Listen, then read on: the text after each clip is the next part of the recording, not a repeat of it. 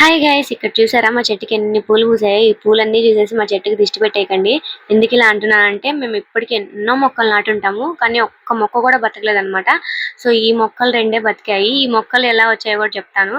ఈ రెండు మొక్కలు వచ్చేసి మా అన్న పాణ్యం దగ్గర అయితే తీసుకొచ్చాడు అనమాట. అన్న వెళ్తుంటే వేరే మొక్కల కోసం అనేసి మేము చెప్పాము. సో ఒకటి నాటు గులాబీ, ఒకటి హైబ్రిడ్ గులాబీ అయితే తీసుకొచ్చాడు అనమాట. నాటు గులాబీ వచ్చేసి చాలా ఫాస్ట్ గా పెరుగుతుంది మొక్క, అలాగే పూలు కూడా ఎక్కువ వస్తాయి అనమాట. ఈ హైబ్రిడ్ గులాబీ ఏంటంటే మొక్క స్లోగా పెరుగుతుంది, పూలు కూడా కొన్ని వస్తాయి అన్నమాట.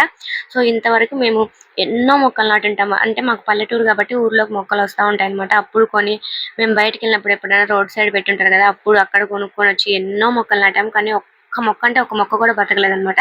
సో ఆ అన్న తేవడము, అన్న చేతి మహిమో ఏమో అనుకుంటా ఉంటాను నేను అప్పుడప్పుడు.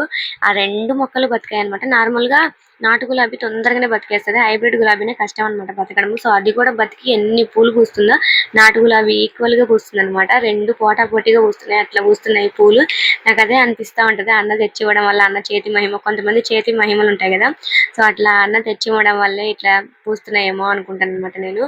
సో ఇంతవరకు మేము ఎన్నో మొక్కలు, లెక్కలేనన్ని మొక్కలు నాటుంటాము, ఎన్ని మొక్కలు నాటామో, కానీ ఒక్కటంటే ఒక్కటి కూడా బతకలేదు అనమాట. మరి ఏంటో ఆ విచిత్రము. అన్న తెచ్చింది రెండే, ఆ రెండు మొక్కలు బతికాయి. రెండు మొక్కలు ఎన్నో పూలు పూస్తున్నాయి. మాకు ఎక్కువై మేము ఇంకా చుట్టుపక్కల వాళ్ళకి కూడా పంచుతున్నాం అనమాట. అంతే వీడియో. Bye guys.